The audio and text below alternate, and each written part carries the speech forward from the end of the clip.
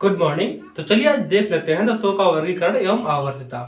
इसमें हम लोग सारा का सारा कवर करने वाले हैं आज। तो चलिए स्टार्ट करते हैं। सबसे पहले क्या हुआ, तत्व तो बहुत सारे थे, उनकी खोज की जा चुकी थी और लेकिन उनको कहाँ रखा जाए इसका कोई अता पता नहीं था। जो आता था एक आध दो तत्व खोज करके फेंक के चला जाता था और ऐसी सिचुएशन में तत्वों की कोई इज्जत नहीं हो रही थी। जैसे मान के चलो आप बहुत अच्छा शर्ट लाए और उसको एक कमरे में फेंक दिया, उसके बाद में जूता लाया उसको भी कमरे में फेंक दिया, फिर चम्मच लाया उसको भी कमरे में फेंक दिया, थाली लाया उसको भी कमरे में फेंक दिया और सबकी अलग अलग प्रॉपर्टीज है लेकिन सबको आप एक ही जगह पर फेंक रहे हो।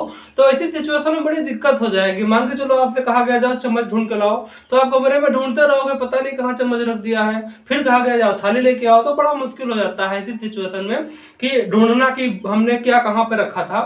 तो यही सेम कंडीशन थी तत्वों के साथ में। तत्व खोज तो किए जाते थे लेकिन उनको कहाँ रखना है, कैसे रखना है, किस तरीके से रखना है, ये डिसाइड नहीं हो पा रहा था। तो सभी लोग अपना अपना काम कर रहे थे लेकिन कोई इस पर काम नहीं कर रहा था कि तत्वों को व्यवस्थित कैसे किया जाए। तो इस काम के लिए सबसे पहले मिस्टर मेंडलीव जी सामने आए और हालांकि और भी बहुत से लोग थे जिन्होंने ट्राई किया लेकिन वो असफल हो गए। और आप तो जानते ही है कि हम असफल लोगों की बात कतई नहीं करते हैं। हम मेंडलीव जी के बारे में बात करेंगे। तो सबसे पहले मेंडलीव जी आए और उन्होंने कहा कि हम तत्वों को देखो व्यवस्थित करते हैं। व्यवस्थित करने का बड़ा ही आसान नियम बताया उन्होंने। उन्होंने कहा जो सबसे हल्का है उसको हम आगे रखेंगे, फिर हम उसके बाद उससे भारी वाले को रखेंगे, फिर उसके बाद में हम जो और ज्यादा भारी है उसको रखेंगे और ऐसे ऐसे करके सेट कर लेंगे। ठीक वैसे जैसे आप लोग स्कूल में प्रार्थना के समय पर लाइन लगाते हैं, सबसे छोटा वाला आगे, फिर उससे बड़ा, फिर उससे बड़ा, फिर उससे बड़ा, और इस प्रकार से पूरी की पूरी एक लाइन बन जाती है। तो वैसे ही मिस्टर मेंडलीव जी ने कहा कि चलो हम सबसे हल्के वाले को पहले रख देते हैं, फिर भारी वाले को रख देते हैं, फिर उससे भारी वाले को, फिर उससे भारी वाले को, फिर उससे भारी वाले को, और इस प्रकार से उन्होंने किया कि तत्वों को व्यवस्थित कर दिया। ठीक है ना। और जब तत्वों को व्यवस्थित किया तो उससे एक प्रकार की सारणी बन गई जिसे हम लोग प्यार से मेंडलीव की आवर्त सारणी कहते हैं। ठीक है ना। तो मेंडलीव जी ने क्या किया, मेंडलीव जी ने कहा कि तत्व जो होते हैं उनके जो गुण होते हैं उनके परमाणु भार के बढ़ने से परिवर्तित होते रहते हैं। ठीक है। तो जितना उनके पास उस समय समझ थी उतना उन्होंने किया, बहुत अच्छा किया। मेंडलीव जी ने क्या किया कि कहा कि तत्वों के जो भौतिक एवं रासायनिक गुण होते हैं वो परमाणु भार पर निर्भर करते हैं। यानी अगर परमाणु भार बढ़ेगा तो उसके गुण भी परिवर्तित हो जाएंगे। तो मेंडलीव जी ने कहा कि तत्वों के भौतिक एवं रासायनिक गुण परमाणु भार के आवर्ती फलन होते हैं। तत्वों के भौतिक एवं रासायनिक गुण परमाणु भार के आवर्ती फलन होते हैं और उन्होंने इसी के आधार पर पूरे के पूरे तत्वों को व्यवस्थित कर दिया, एक सारणी भी बना दी जिसे हम लोग प्यार से कहते हैं मेंडलीव की आवर्त सारणी।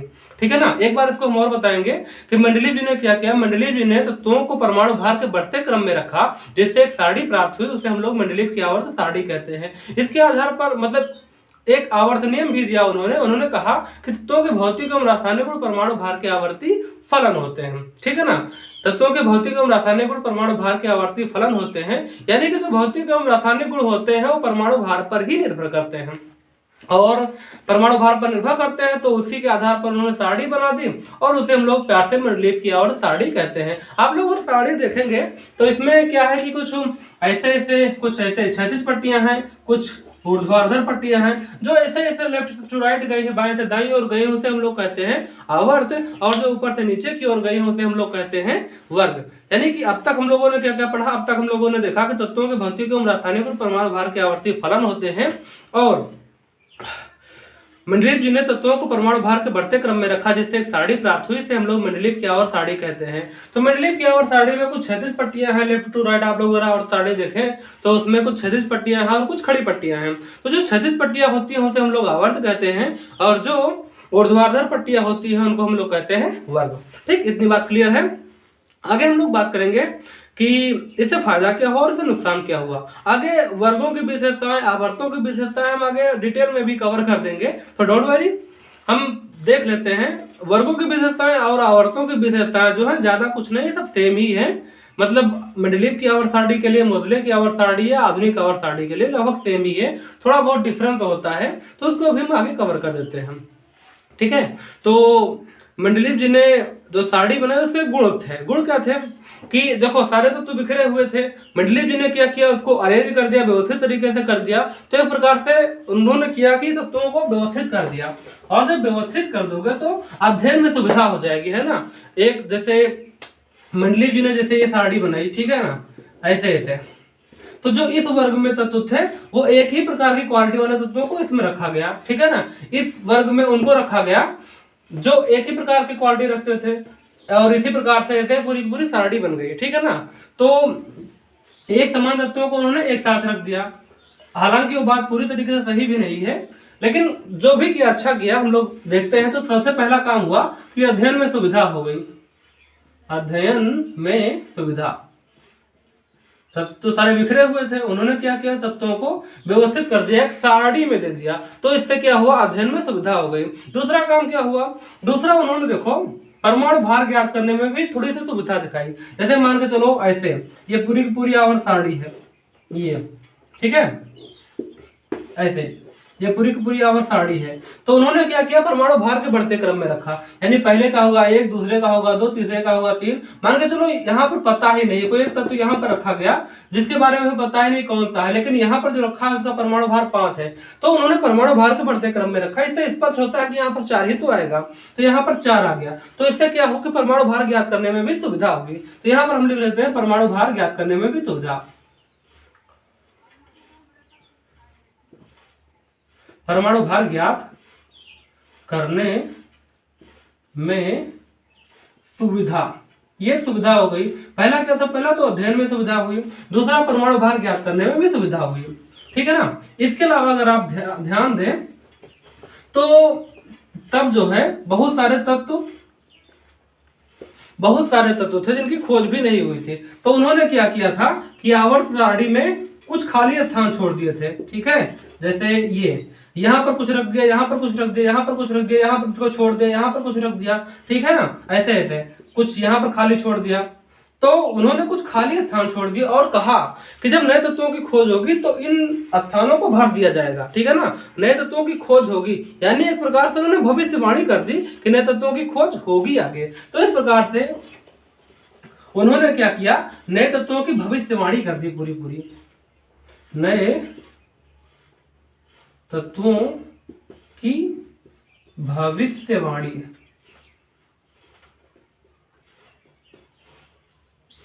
नए तत्वों की भविष्यवाणी। पहला तो उन्होंने टेबल बना दी, तो अध्ययन में सुविधा हो गया। दूसरे परमाणु भार ज्ञात करने में भी सुविधा हो गया। तीसरा नए तत्वों की भविष्यवाणी भी हो गई। तो बहुत से फायदे हुए। और अब हम एक दोष भी देख लेते हैं।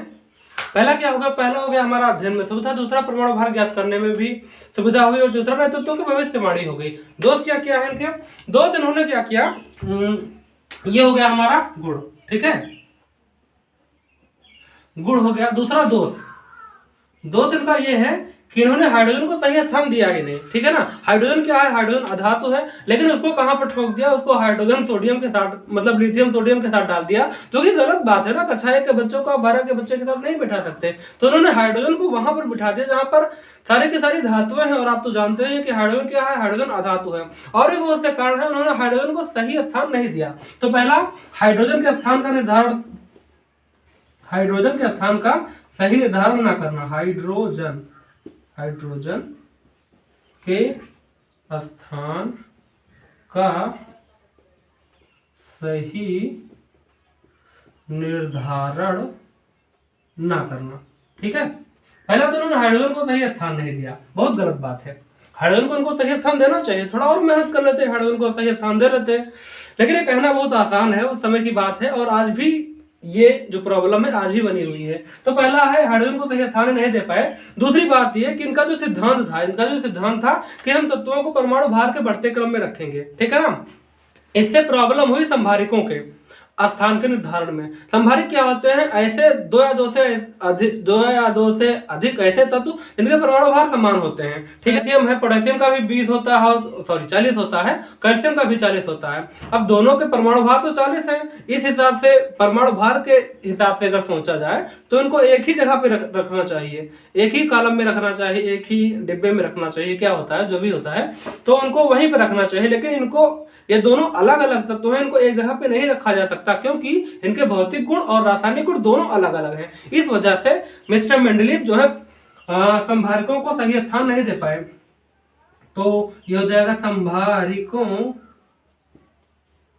के स्थान निर्धारण में असुविधा, स्थान निर्धारण में असुविधा, संभारकों को सही स्थान नहीं दे पाए, असुविधा, असुविधा।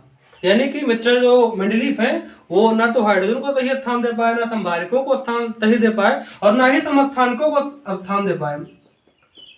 समस्थानिकों के स्थान दिख रहा है, स्थान ऊपर हटा देते हैं, स्थान निर्धारण में असुविधा, निर्धारण में असुविधा। ठीक है, मतलब इनके आवर्त सारणी की कुछ कमियां थी जो मतलब इनकी सारणी से पूरी नहीं हो रही थी। पहला क्या, पहला हाइड्रोजन को सही स्थान नहीं दे पाए, संभारकों को सही स्थान नहीं दे पाए। समस्थानिक क्या होते हैं ये हम बता देते हैं आपको। समस्थानिक ऐसे तत्व तो होते हैं जिनके परमाणु भार तो अलग अलग होते हैं लेकिन विशेषताएं एक जैसी होती हैं। ठीक है ना, जैसे हाइड्रोजन, ड्यूटेरियम और ट्राइटियम, ये तीनों के तीनों हाइड्रोजन ही हैं लेकिन इनके परमाणु भार 1, 2 और 3 है। तो इस सिचुएशन के हिसाब से इनको 3 स्थान मिलना चाहिए लेकिन इनके जो गुण हैं वो लगभग समान ही हैं। ठीक है ना, क्योंकि तीनों हाइड्रोजन ही हैं। तो समस्थानिकों को सही स्थान नहीं दे पाए। समस्थानिक क्या होते हैं, ऐसे तत्व होते हैं जिनका भार, जो परमाणु भार जो होता है वो तो अलग अलग होता है लेकिन उनके जो परमाणु क्रमांक होता है वो अलग अलग मतलब समान होता है। ठीक है ना, समस्थानिक क्या होते हैं, 2000 से ऐसे तत्व जिनके परमाणु भार अलग अलग होते हैं परंतु परमाणु क्रमांक समान होते हैं, समस्थानिक कहलाते हैं। तो इन्होंने समस्थानिकों के लिए कुछ खास अच्छा किया नहीं। नेक्स्ट हम लिख लेते हैं चौथा पॉइंट। इन्होंने क्या किया, इन्होंने क्षारीय मृदा धातु जो लैंथेनाइट्स और एक्टिनाइट्स हैं उनको सही स्थान दिया ही नहीं।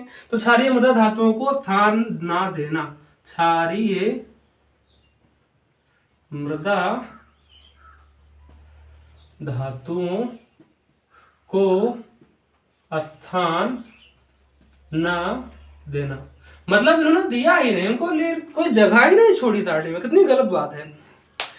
इनके लिए इनको तो सही स्थान नहीं दिया लेकिन दिया तो कम से कम, इनको तो कुछ दिया ही नहीं, बहुत नाइंसाफी है इनके साथ। तो अब तक हम लोगों ने क्या देखा, अब तक हम लोगों ने देखा कि मिस्टर मेंडलीफ जो है उन्होंने क्या किया, तत्वों को अरेंज किया, उनको व्यवस्थित किया। उन्होंने कहा कि जो तत्व होते हैं वो परमाणु भार के आवर्ती फलन होते हैं। तत्वों के भौतिक एवं रासायनिक गुण परमाणु भार के आवर्ती फलन होते हैं। मतलब ये कि उन्होंने कहा कि जो तत्वों के भार होता है उन जो तत्व के गुण होते हैं परमाणु भार पर ही निर्भर करते हैं और उसके आधार पर उन्होंने तत्वों को परमाणु भार के बढ़ते क्रम में रखा, जिससे एक सारणी प्राप्त हुई जिसे हम लोग मेंडलीफ की आवर्त सारणी कहते हैं। मेंडलीफ की आवर्त सारणी में कुछ क्षैतिज पट्टियां हैं, कुछ ऊर्ध्वाधर, उसे कॉलम भी कहते हैं। ठीक है ना, कुछ ऊपर से नीचे को आप लोग दिखाई देता होगा, कुछ होता है ऐसे करके, कुछ लेफ्ट टू राइट जाता है। तो जो लेफ्ट टू राइट जाता है मतलब बाएं से दाएं जाता है उसे हम लोग कहते हैं आवर्त, और जो ऊपर से नीचे जाता है उसे हम लोग कहते हैं वर्ग। फिर मेंडलीफ की आवर्त सारणी के कुछ गुण हैं, कुछ दोष हैं। हालांकि गुण हमने 3 लिखाए हैं, दोष हमने 4 बता दिए हैं आपको, तो कोई बात नहीं, कुछ कमियां थी जो बाद में दूर की गई। तो ऐसा होता है जब भी आप कुछ करेंगे तो उसमें कुछ अच्छाइयां होंगी, कुछ बुराइयां भी होंगी जो बाद में दूर करनी पड़ती हैं। तो गुण क्या था, अध्ययन में सुविधा हुई, तत्वों को व्यवस्थित कर दिया मिस्टर मेंडलीफ ने, तो अध्ययन में डेफिनेटली सुविधा होगी।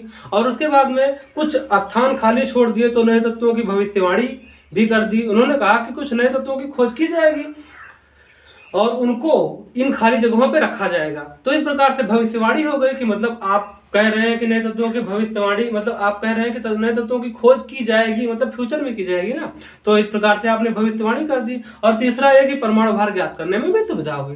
ठीक है, अगर दोष की बात करें तो इन्होंने हाइड्रोजन को सही स्थान नहीं दिया, इन्होंने समस्थानिकों को नहीं दिया, इन्होंने संभारकों को नहीं दिया, और तो और क्षारीय मृदा धातु जो लैंथेनाइट्स और एक्टिनाइट्स उनको दिया ही नहीं। मतलब इनको कहीं तो दिया मतलब, लेकिन इनको कुछ दिया ही नहीं, बहुत नाइंसाफी है। तो सॉरी, ये हो गया मिस्टर मेंडलीफ। इसके बाद में आते हैं मोदले। ये जो इतनी सारी कमियां देखी मिस्टर मोदले ने, तो उन्होंने कहा ये तुम क्या कर डाले, तुम तो मतलब बड़े ही खराब आदमी हो, इतनी सारी कमियां बताओ, इसको स्थान नहीं दिया, इसको सही स्थान नहीं दिया, समस्थानिकों के बारे में कुछ नहीं बताया, संभारकों के बारे में कुछ नहीं बताया। तो मेंडलीफ ने कहा था तुम ही करके दिखा दो। तो मोदले यार उन्होंने कहा ठीक है हम अभी व्यवस्थित करते हैं। तो उन्होंने अपना कुछ स्टडी किया होगा और बताया कि जो तुम कह रहे हो कि जो परमाणु भार होते हैं जो तत्व के जो भौतिक और रासायनिक गुण होते हैं ना, वो परमाणु भार पर निर्भर नहीं करते हैं, क्योंकि हो सकता है किसी को कुपोषण हो गया हो, है ना। तो जैसे कोई बच्चा 10 का है, कोई बच्चा 12 का है, दोनों के भार समान है, तो इसका मतलब ये थोड़ी है कि मान के चलो 12 वाले का 50 किलो हो और 10 वाले का 60 किलो, तो इसका मतलब ये थोड़ी है कि जो 50 वाला है वो 10 में जाएगा, जो 60 वाला है वो 12 में जाएगा, ऐसा नहीं है, क्योंकि हो सकता है तो कुपोषण हो। तो उन्होंने कहा कि नहीं, ऐसा नहीं है, हम लोग डिफाइन करेंगे कि स्टैंडर्ड मेंटेन करेंगे और उसके आधार पर तत्वों को व्यवस्थित करेंगे और एक सारणी बनाएंगे। तो उन्होंने कहा कि जो तत्वों के भौतिक एवं रासायनिक गुण होते हैं परमाणु भार पर निर्भर नहीं करते, बल्कि परमाणु क्रमांक पर निर्भर करते हैं। उन्होंने कहा तत्वों के भौतिक एवं रासायनिक गुण परमाणु क्रमांक पर निर्भर करते हैं, परमाणु क्रमांक के आवर्ती फलन होते हैं। और एक प्रकार से एक नया नियम हो गया, तो एक नई सारणी बन गई। फिर से उन्होंने वही किया कि उन्होंने पहले नियम दिया, फिर उनको उसी क्रम में व्यवस्थित किया और एक सारणी बनाया। उन्होंने कहा तत्वों के भौतिक एवं रासायनिक गुण परमाणु क्रमांक के आवर्ती फलन होते हैं, और परमाणु क्रमांक के बढ़ते क्रम में उन्होंने एक सारणी बनाई, बढ़ते क्रम में रखा, जिससे एक सारणी बन गई, और उसे ही कहा जाता है मोजले की आवर्त सारणी या आधुनिक आवर्त सारणी। तो इसको पहले हटा देते हैं।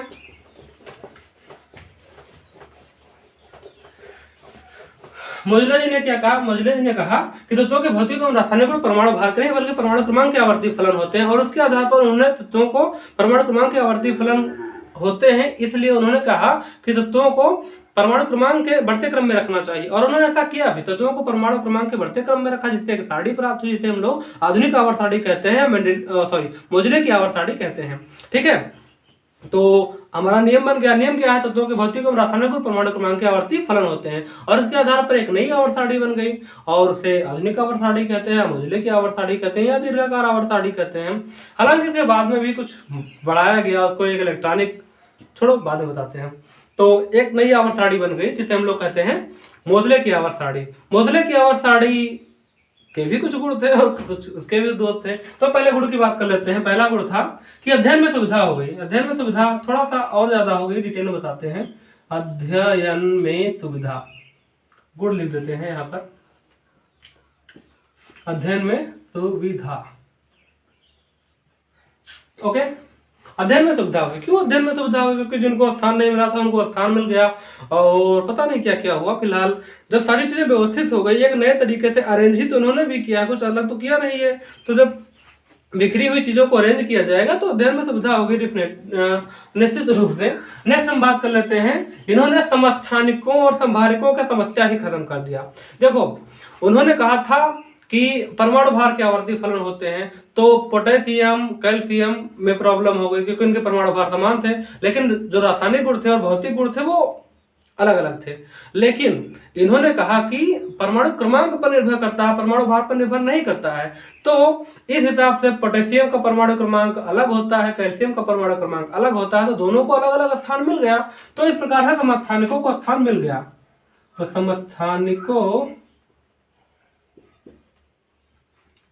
समस्थानिकों का स्थान निर्धारण,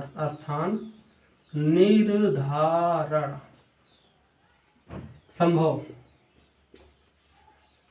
हाँ सही है। नेक्स्ट है संभारिकों के बारे में बात कर लेते हैं। अब जैसे 3 लोग हैं, हाइड्रोजन, ड्यूटेरियम और ट्राइटियम, तीनों का परमाणु क्रमांक 1 है, तो इनको सिर्फ एक कुर्सी दी गई, कहा कि तुम लोग अपना वजन थोड़ा कम कर लो ना, क्या दिक्कत है, थोड़ा डाइटिंग वाइटिंग किया करो, कुछ कम खाया करो, थोड़ा दौड़ लगाया करो, तो तुम्हारा वजन सेम हो जाएगा।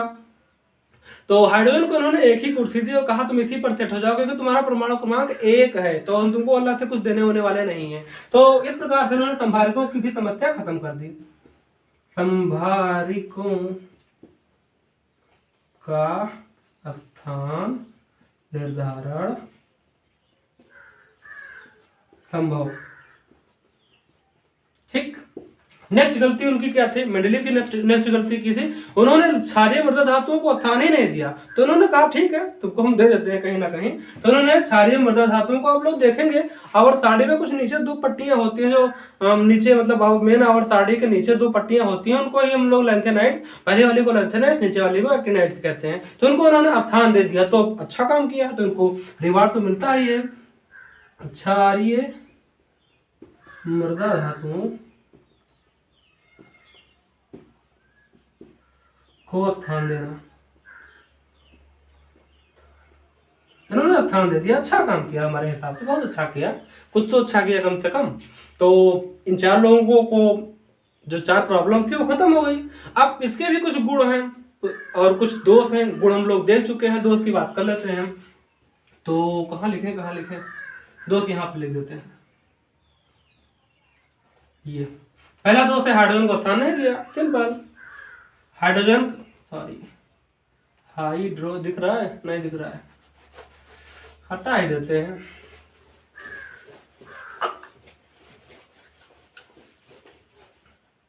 दोस्त दिख रहा है? दिख रहा है। दोस्त नंबर 1 दोस्त है, हाइड्रोजन को सही स्थान न देना। हाइड्रोजन को सही स्थान न देना। ठीक, हाइड्रोजन को सही स्थान नहीं दे पाए, सिंपल। हाइड्रोजन में एक्चुअली कमी है। कोई क्या करे, बहुत प्रयास करते हैं लोग इनको स्थान देने में, लेकिन नहीं दे पाते हैं क्योंकि इसकी जो प्रॉपर्टीज हैं बहुत अलग अलग हैं। तो फिर कभी हम बात करेंगे इसके बारे में, ब्लॉग जब बताया जाएगा कभी, तो फिर हम इसके बारे में बताएंगे कि ऐसा क्या है इसके अंदर कि इसको सही स्थान देना संभव नहीं है आज की डेट में। हो सकता है भविष्य में कभी हो जाए।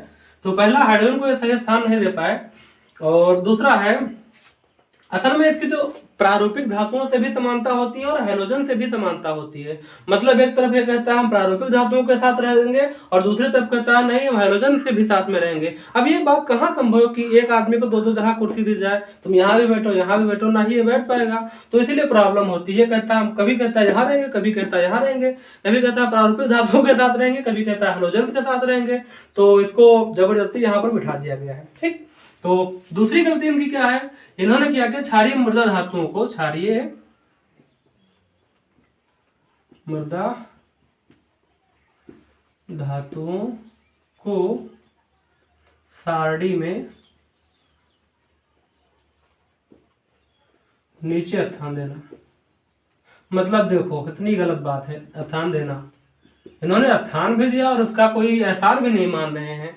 नीचे स्थान दिया तो कम से कम मिस्टर मेंडलीव ने तो ये भी नहीं किया था। हाइड्रोजन को ये तो दुष्ट है ही, इसको कहीं बैठना ही नहीं है। कभी कहता है प्रारूपिक धातुओं के साथ रहेंगे, कभी कहता है हैलोजन के साथ रहेंगे। तो ये इसमें इसी में कमी है। लेकिन क्षारीय मृदा धातुओं को इन्होंने आवर्त सारणी में नीचे स्थान दिया, मेंडलीव ने तो दिया ही नहीं था। तो ये प्रॉब्लम थी, इन्होंने दिया तो प्रॉब्लम है। इनको क्षारीय मृदा धातुओं को इन्होंने आवर्त सारणी में नीचे स्थान दिया, तो उनकी ये कमी है। सबको पता चला सारे लोगों को घर के अंदर रखा है और 2-4 लोगों को घर से बाहर फेंक दिया, तो गलत बात है ना। इस हिसाब से सोचा जाए तो ये गलत बात है। तो ये कुछ कमियां हैं। ठीक है, तो अब तक हम लोगों ने क्या देखा, अब तक हम लोगों ने देखा मेंडलीव की आवर्त सारणी, मोजले की आवर्त सारणी। एक बार रिकैप कर लेते हैं, ठीक है, फटाफट। तो पहले क्या है, मेंडलीव ने क्या किया, मेंडलीव ने तत्वों को परमाणु भार के बढ़ते क्रम में रखा, जिससे एक सारणी प्राप्त हुई, इसे मेंडलीव की आवर्त सारणी कहते हैं।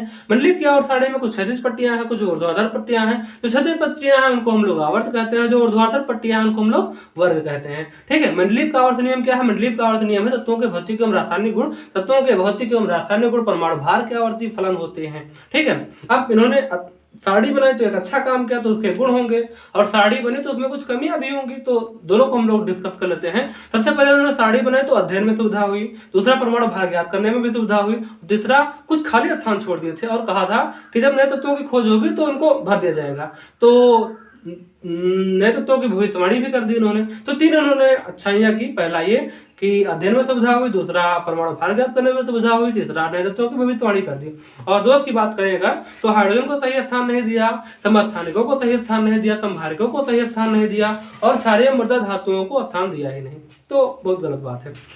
इसके बाद तत्वों को व्यवस्थित करने का जिम्मा आया मोजले के पास। मोजले ने कहा कि ऐसा करो कि परमाणु भार नहीं बल्कि कुछ आंतरिक गुण की बात कर लो। तो उन्होंने कहा, मोजले ने कहा कि तत्वों के भौतिक और रासायनिक गुण परमाणु भार पर निर्भर नहीं करते हैं बल्कि परमाणु क्रमांक पर निर्भर करते हैं। और इसके आधार पर उन्होंने तत्वों को परमाणु क्रमांक के बढ़ते क्रम में रखा, जिससे एक नई सारणी प्राप्त हुई, जिसे हम लोग कहते हैं तत्वों नहीं मतलब आधुनिक आवर्त सारणी या मोजले की आवर्त सारणी। ठीक है, तो मोजले ने कहा तत्वों के भौतिक और रासायनिक गुण परमाणु क्रमांक के आवर्ती फलन होते हैं, एक नई सारणी बनी, इसे मोजले की आवर्त सारणी कहते हैं, आधुनिक आवर्त सारणी कहते हैं। ठीक है, इसमें भी वही बातें थी, कुछ ज्यादा बदला नहीं। जो लेफ्ट टू राइट पट्टियां थी उसको आवर्त कहा गया, जो ऊपर से नीचे थी उसको क्या कहा गया, वर्ग कहा गया। और हालांकि हमने 3-4 ही कवर किया है, और भी है उसमें दोस्त में। तो फिलहाल इसमें देख लेते हैं आधुनिक आवर्त सारणी के दोष हम लोग देख लेते हैं, गुण देख लेते हैं और दोष देख लेते हैं। तो गुण में क्या क्या है, उन्होंने हाइड्रोजन को तो ये भी नहीं दे पाए। इन्होंने क्या किया, लैंथेनाइट को स्थान दिया, एक्टिनाइट को, लैंथेनाइट और एक्टिनाइट को स्थान दिया, जो नीचे पट्टियां थी उनको क्षारीय मृदा धातुओं को स्थान दे दिया। इसके साथ साथ उन्होंने समस्थानिकों को स्थान दिया, संभारकों को स्थान दिया। अध्ययन में तो सुविधा हुई ही। तो ये 3-4 जो भी हैं ये गुण हैं। दोष क्या है, इन्होंने हाइड्रोजन को सही स्थान नहीं दिया और क्षारीय मृदा धातुओं को आवर्त सारणी का नीचे स्थान दे दिया। तो ये कुछ इनके दोष हैं। ओके।